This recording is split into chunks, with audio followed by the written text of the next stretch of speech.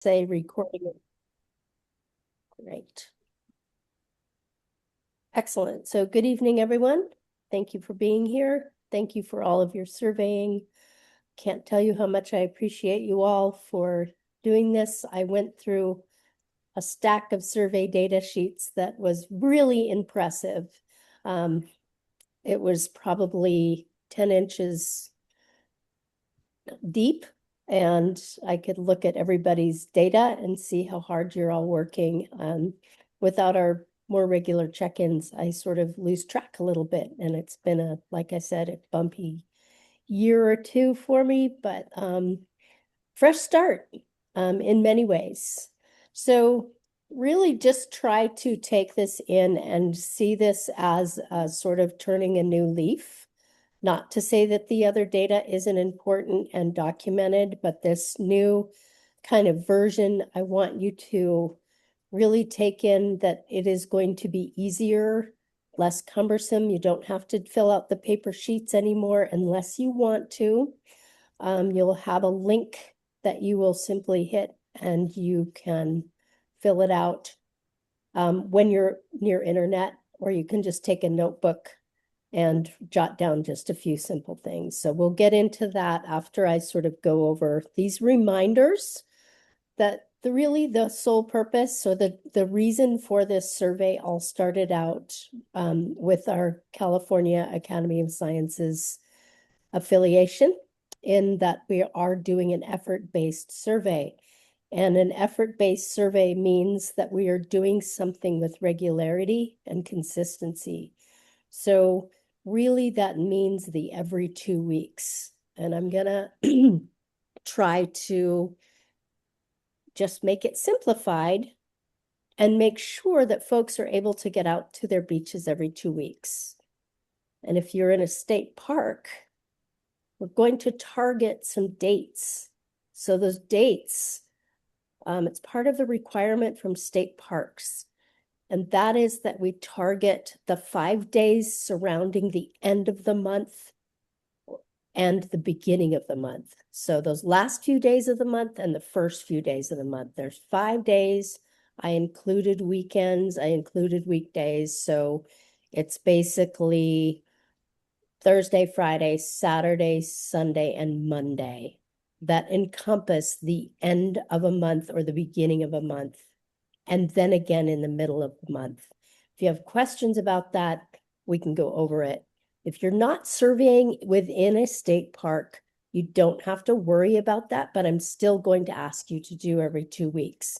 And you can build that however you want to build it. State Parks wants to know when we are surveying in their beaches, if that makes any sense. And if it becomes a hardship for you to do it, don't worry about it. Just try to do it within the time frame that I'm talking about. And then we can work with you. And I'm going to remind people, with a buddy system, you're going out once a month and somebody else is doing that 2 weeks after you. So that I'm just kind of going over that for that reason. And the reason we do the every 2 weeks is really to see if we're seeing deceased marine mammals on our beaches.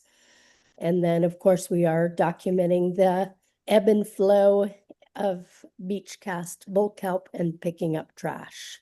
So those are really the main focuses. And I realized that with the old protocol, we were looking at more things. So we were looking at invertebrates, we were counting them, we were all of that. But where we've simplified that information is in that we're doing these 3 things that are on your screen right now. And then if you're seeing something unusual, such as a mass big explosion or deposition of Velella, like Mary Glanville had today, an absolute sea of Velella. So that was of note. Or a bunch of dead birds, or a bunch of dead abalone or beach cast abalone. So reporting wrecks and reporting what you're seeing in the rack, but just these few things.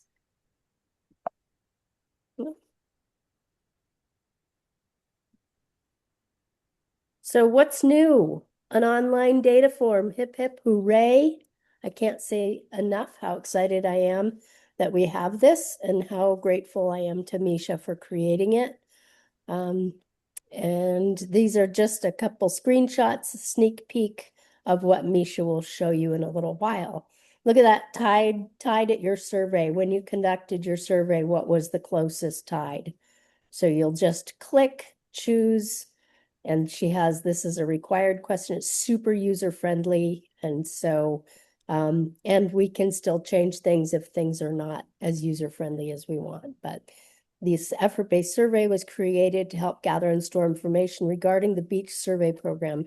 To begin, you will answer a few questions related to when, where you conducted your survey. Next, you'll be asked to provide information regarding marine mammals, sightings, rack, and bull count counts, and finally, quick collection of trash data.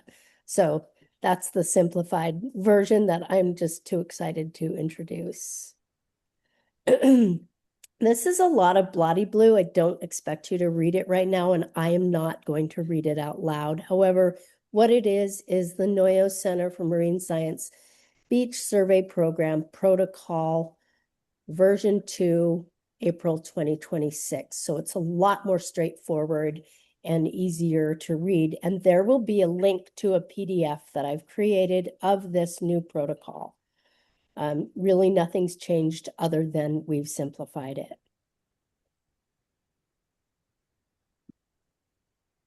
These are our partners. So the California Academy of Sciences, West Coast Marine Mammal Stranding Network, NOAA Fisheries, and California State Parks. So when we're in that state parks, we're always going to reminder to kind of abide by the state parks rules. And remember that they are partners and they can pull our permits for responding to deceased marine mammal or even doing the surveys within their beaches. So we have a wonderful partnership with them. These are all, again, in the PDF of the protocol, but these are important numbers that you might want to keep in your phone. Just keep them handy. Number one is that stranding coordinator, who may not always be me. And so it's the stranding coordinator that you will, if this beach survey goes on and on and on, and I don't, you will still have a stranding coordinator that you will contact. But for now, I'm here and my number's there. And I think in the past, I've kind of said, don't call me with everything, but I want to revisit that and say that if you have questions, feel free to text me or call me. If something comes up that you're just not sure about, you need a little help or a little support or whatever, you can always call me. I don't get a lot of phone calls. I'm not inundated. I do a lot better responding to texts and phone calls than I do to emails. Some of you may have noticed. And then that live marine mammals, sea turtles, and entangled whales is the Marine Mammals Center's phone number, that 415-289-SEAL. And I do want to remind you, please, folks, don't call me with live marine mammals. Do just call the Marine Mammal Center first. Leave a message, even if it's after hours, leave that message. And then if you're concerned for something and you need some guidance, feel free to call me day or night. I can help guide you through whatever it is you're seeing. If it's an entangled thing or something in the road or whatever, I am your contact. But you want to make that call to the Marine Mammal Center so they can document time in and all of that. And then wildlife enforcement or illegal suspicious activity. I do encourage you to call the NOAA hotline if you're seeing somebody harassing a marine mammal.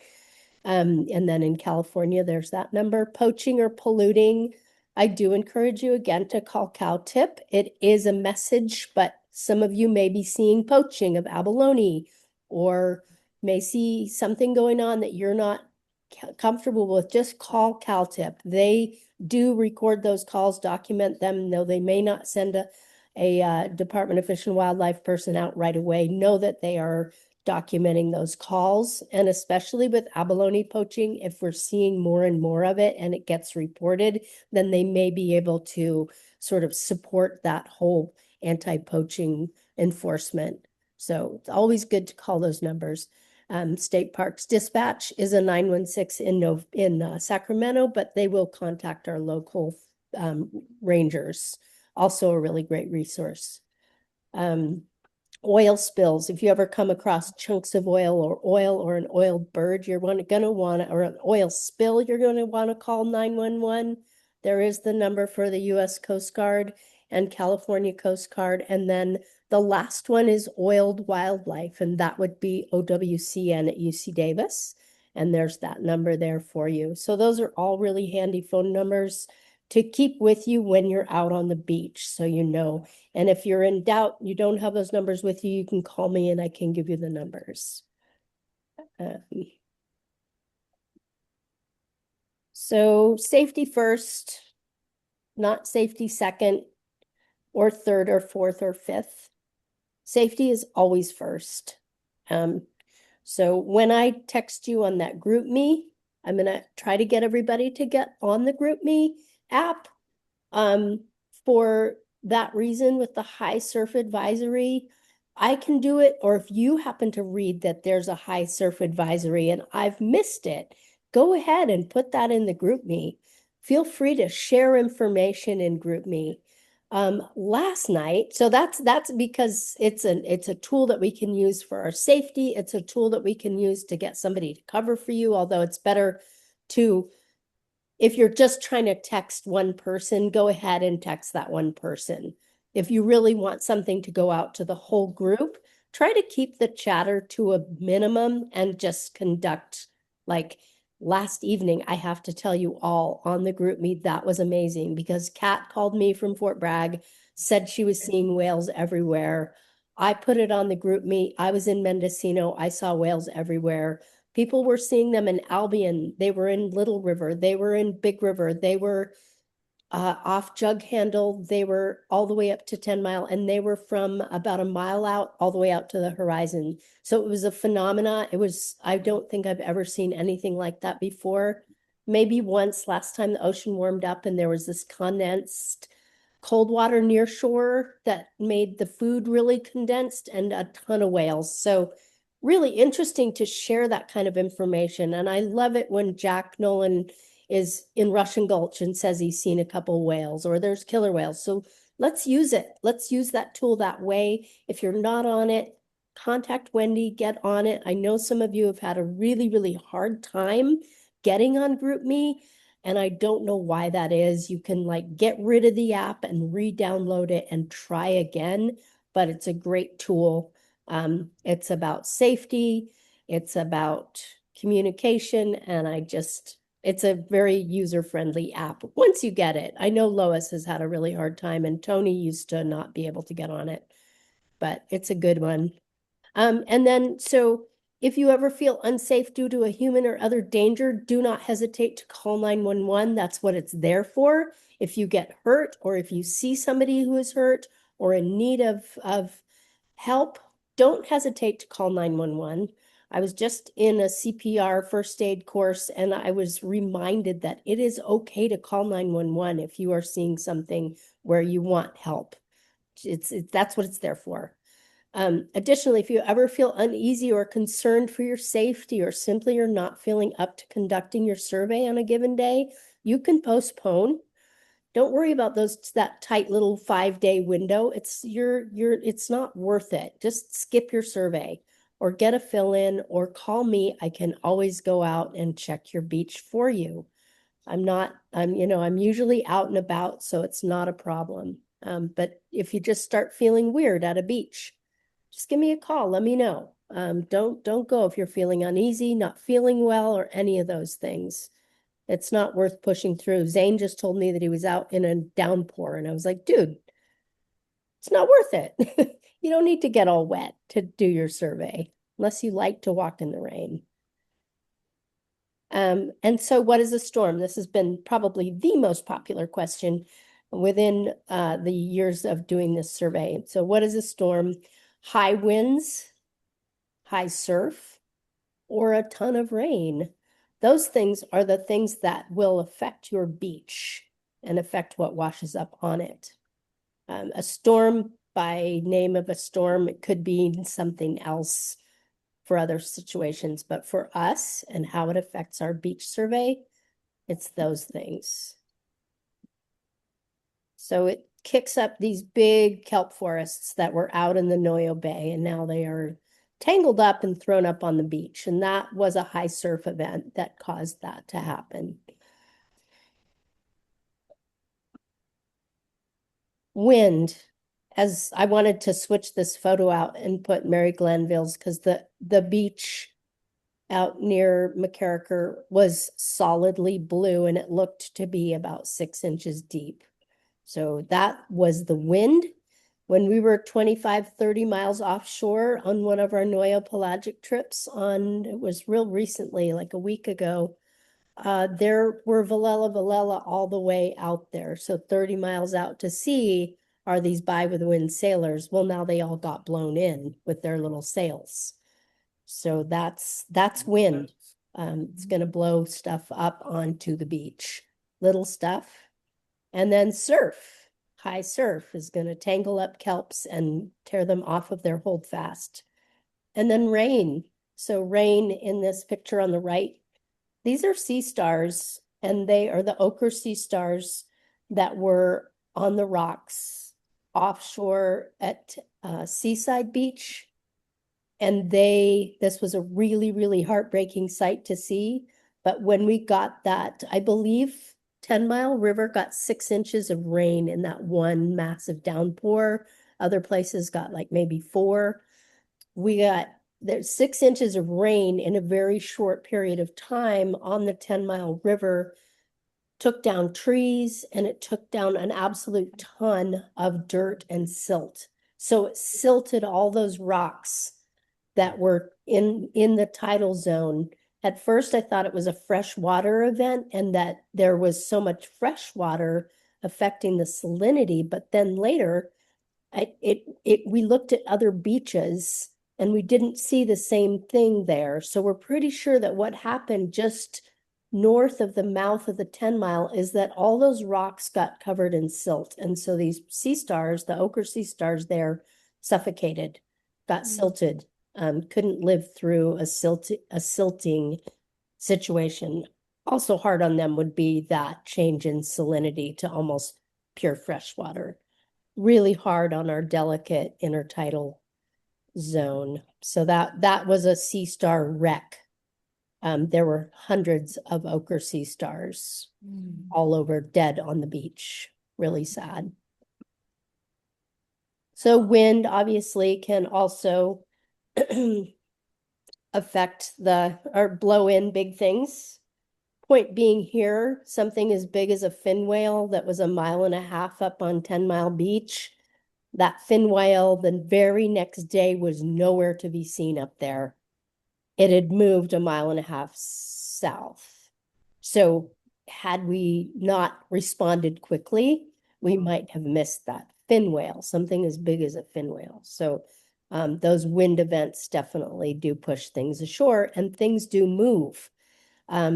This is also, I think this is also the fin whale in the middle there. And then now I kind of want to bring your focus to what you're looking for. This blob of a thing was reported on Manchester Beach, and I believe it to be the tongue of the humpback whale that we responded to in October. And it's just, you can see how big it is. And it was just this big blob of a thing. Well, this 5 days prior to that, or a few days prior to that, I got a report from 10 Mile Beach for a large chunk of whale that was a similar size, but really different consistency. And it was a chunk of a whale, and that could have been the sperm whale. But neither one of these lumps or chunks do I have any idea really what they were. I did take tissue samples, but that's another like weird thing that you might find as you're walking along the beach. It's covered in sand, almost disappears into its surroundings, but always looking, always scanning. You never know. And if you report a blob that is actually a root or something like that, it's okay. It's better to check it than to miss it. Really important strandings that tell a story. This animal here that Sarah is collecting the skull of was a tagged animal, reported on Bowling Ball Beach also in October. And he was tagged so we could learn who he was. And it turns out he was a 6-year-old California sea lion that was rescued in 2019 by the Marine Mammal Center, named Huletus, and he had a very big scar on his face. And at when time of rescue, he had domoic acid and pneumonia, a bunch of issues, right? And then he died in 2025 and washed up on Bowling Ball Beach after living free, after being rescued and treated for domoic acid toxicity. Well, he came up when we had all these other animals that had leptospirosis. So bless his 6 years of life. He was rescued as a pup, and then he went back out to live a few more years. And even when we responded to him, he still had this funny scar on his lip. He would look like a little sneer. So that's Hulet's. So just so every individual animal is so important, even if it's just a sea lion. Yes, we get lots of them, but they really are the sentinels of the sea, and they really do tell a story. And then this little fur seal is just from a couple of days ago. It's really not much bigger than a cat. It is a Guadalupe fur seal. We have not seen them in a couple of years. Unfortunately, this may be a harbinger to this warm water cell that is developing off of our coast. Pretty much it is south and west of us, but it is warm water and it is causing problems. With these little fur seals and the young 9-month-old, this is probably a 9-month-old fur seal, Guadalupe. With the young fur seals and the California sea lions, they should still be with mom, but they will get weaned early if those fish go deeper because the water is warmer. So I'm really hoping that this is not a sign that we're going to be facing a really bad year, but this is a possibility. And so these Guadalupes are hard to spot. They're so small and they can be just look like a lump of something or buried in the sand. So just that reminder to really do that scanning and searching. That is your number one job when you're out there on the beaches every 2 weeks. And in between time, you can report. We get more in between time, in between survey reports than we do of on survey reports, but nonetheless, that don't be discouraged. Always be keeping an eye out. I know you all know this, but just such important parts of the science that is happening around responding to these animals. And they're not easy to see all the time. This would be a code 5 little sea lion, just mummified and small. And then this is an animal that is down at the bottom of a cliff, so can't get down there. But I could take the picture with the turkey vulture in there for size. Little California sea lion pup. So yeah, even if you're on a bluff top and you think, I never see anything on my walk, well, you just never know. You might peek down in those coves.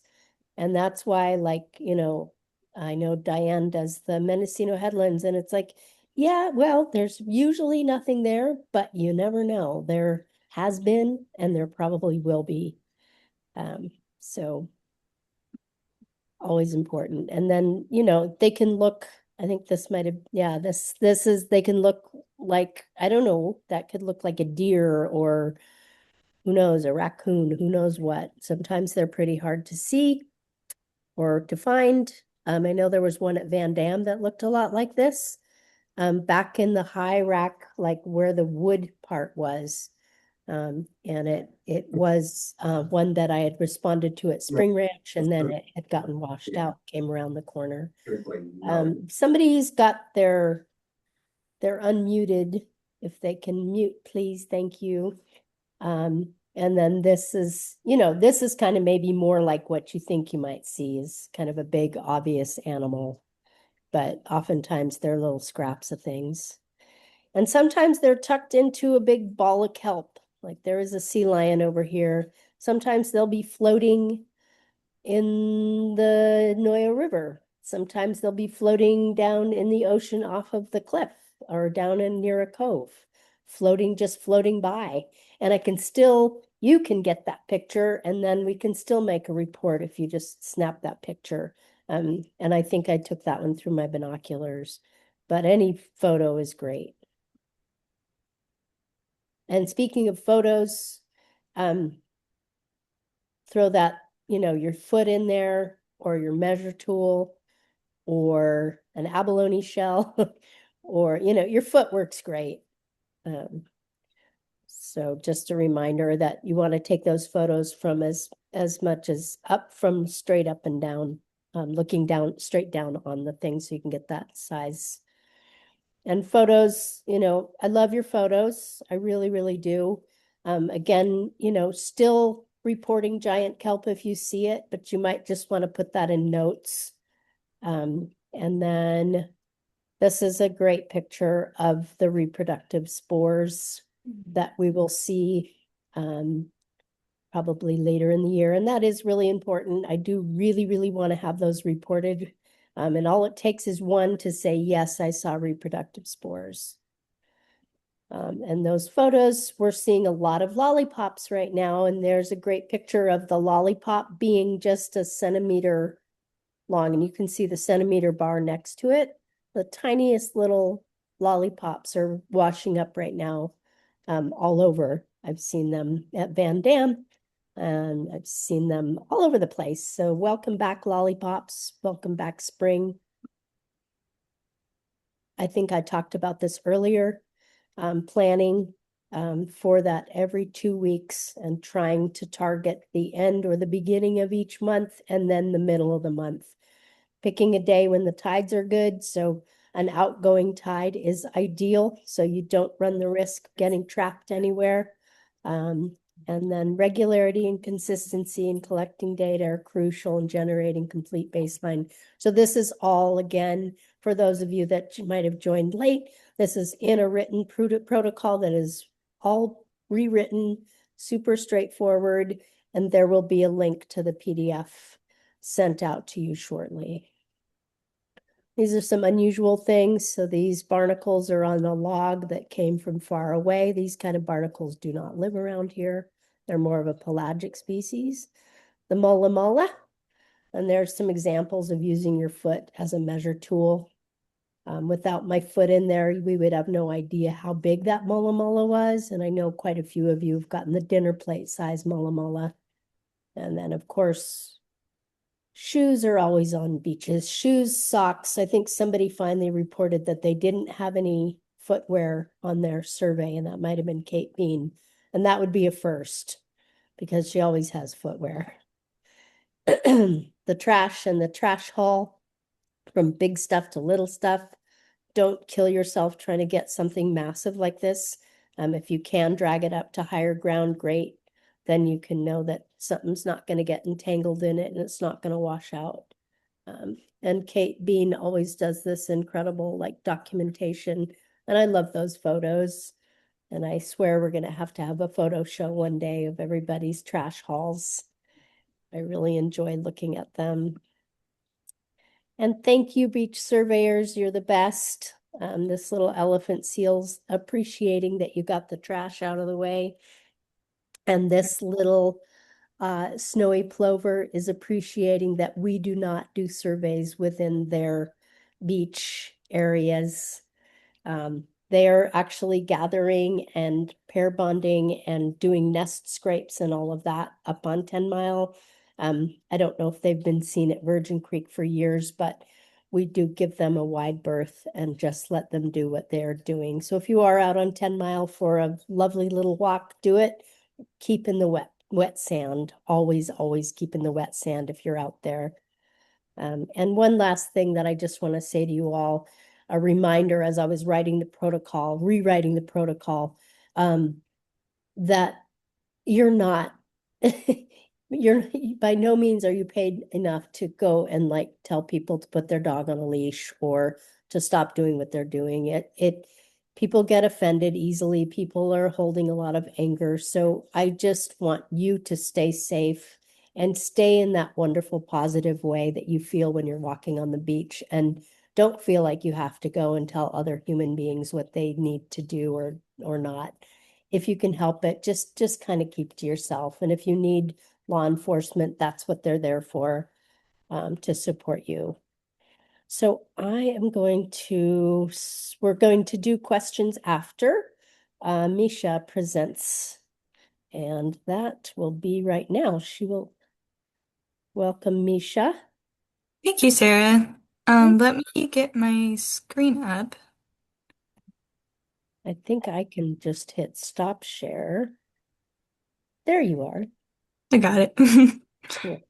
Okay, so this is supposed to be very similar to what you've already done with, a few different changes. This is the online form. It's unfortunately not a cure-all. It's not going to be a good tool to use in the field. I mean, you can, but it might not be like the most conducive toward, for that. So when you enter, it's going to look like this. The red indicators here, let you know that you have to fill this out in order to proceed further in the form.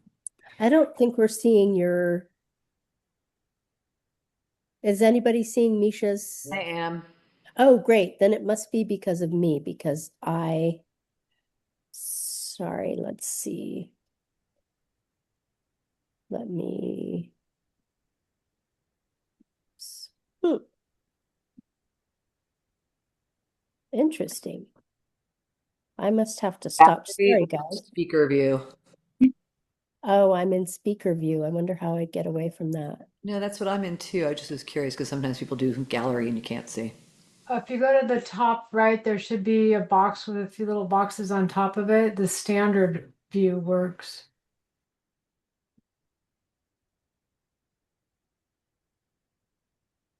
Okay, you know what? Is anybody else having that problem?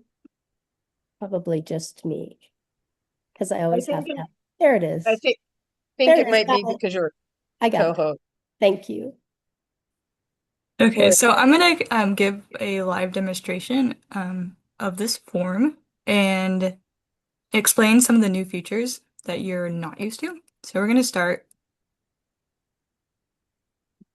Oop, if I can spell my name correctly. The date option has a little calendar icon, so that can be useful, just that you know it's there. And then so for your beach or bluff, these are the naming conventions. If you're not sure which beach you know the name of your beach, you're gonna want to consult Sarah, so she can give you the correct name to be using.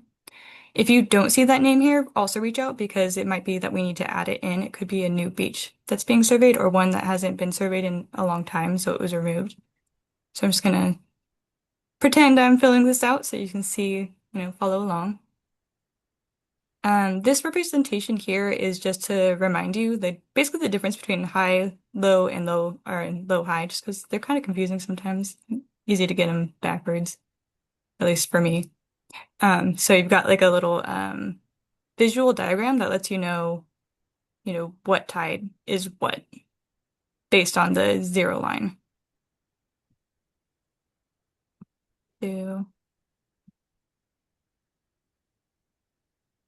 And then so instead of weather, we're now collecting high surf event information. So if there was a high surf event, then this is where you'll say that yes, there was, or no, or if you're not sure, just push maybe. You'll be able to record your total time. So it doesn't have a start or stop, it's just the total time. And it would be the total time from, the moment you decide you're going to go on your beach survey to when complete it. Oops. That kind of observation is something we should think And then so for VicNet, there's an option here that says, hey, have you entered your hours into VicNet? And you can say yes, or you can say, oh, not yet, I intend to. Then we have this awesome link right here that will then take you to VicNet if you need to fill those hours in. Bravo, this is brilliant. Thank you. All right, so the next section is going to be all about your marine mammals. This is actually a two-part area because what you're going to see first is going to be if you information about stranded marine mammals, deceased mammals. You're going to see things here like the otter sightings, those sorts of things that are more unusual. So you'll go through and say, oh, during my survey, I did not see any deceased marine mammals or stranded. If I did, I would put notes here and say, oh, yes, it was, in the wreck line, partially decomposed, you'd put your notes there. And then I did not see any river otters on my beach survey. And then this part here is important. This one asks you if you saw any marine mammals during your survey. If you select yes or maybe, it's going to take you to the marine mammal count section, which is where you would record your count of California sea lions, whales, sightings, and those sorts of things. If you push no, it's going to take you directly to the wreck section, which will be all your bull kelp and wreck line observations. So I'm going to say yes, I saw some marine mammals during my imaginary beach survey walk. All right. And so for this, I set it up so that you have to enter a number even if you didn't see something. So say I saw one harbor seal, but I didn't see any pups. You're going to want to enter that 0. And I'll show you the reason why I have it set up that way, because it has more to do with the database and how we collect that information. It just makes it easier to differentiate and quantify the data. So I'm going to say that I saw 10 California sea lions at Seaside, which is not usually what you see out there.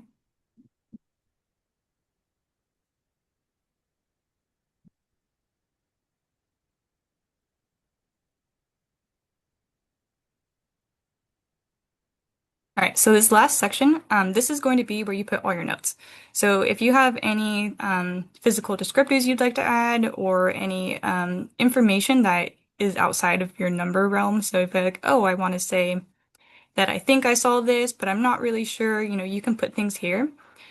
You might have also noticed that the species are set, which means that we're only recording certain ones. But if you saw like an orca and you're like, I know I saw an orca, you can put that information here and we'll also be collecting that.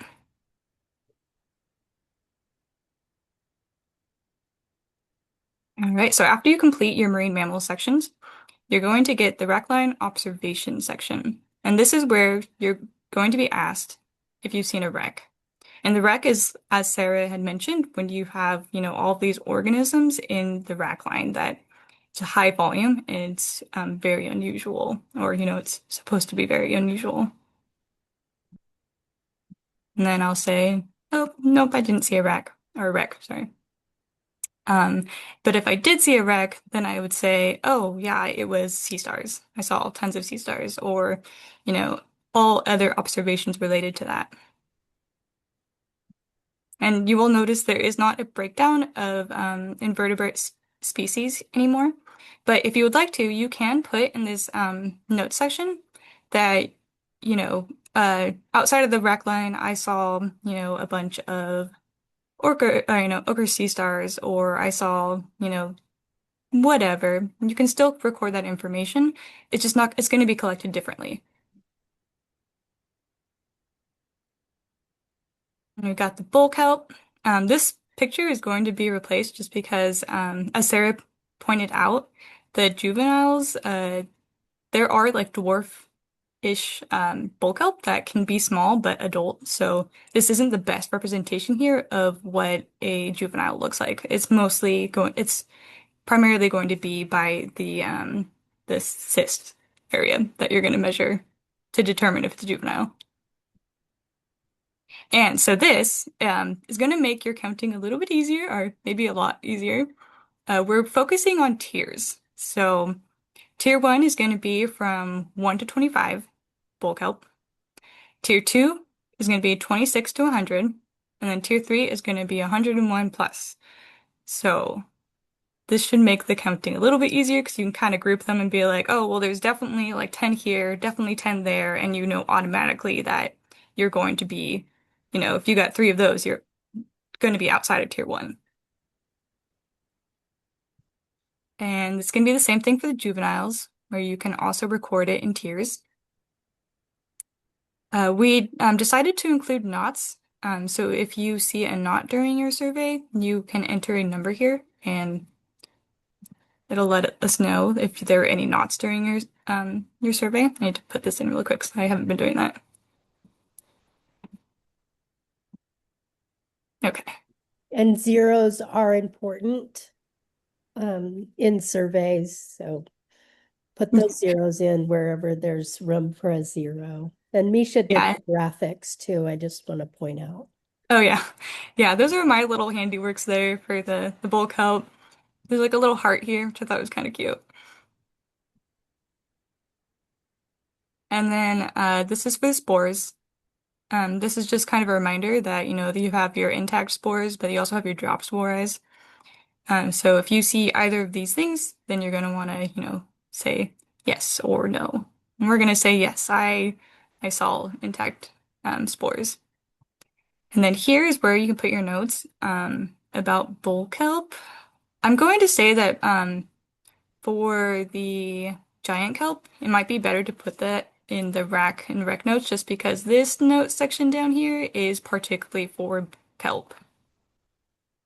Yeah, that sounds good. A place to enter that unusual sighting of giant kelp would be great. All right, so the last section is going to be your trash information. And I am not concerned about the different types of trash because there is that app that's separate for, recording that information. So what we would like to know is, did you enter it into CleanSwell? I'm going to say, oops, I forgot. No, I didn't.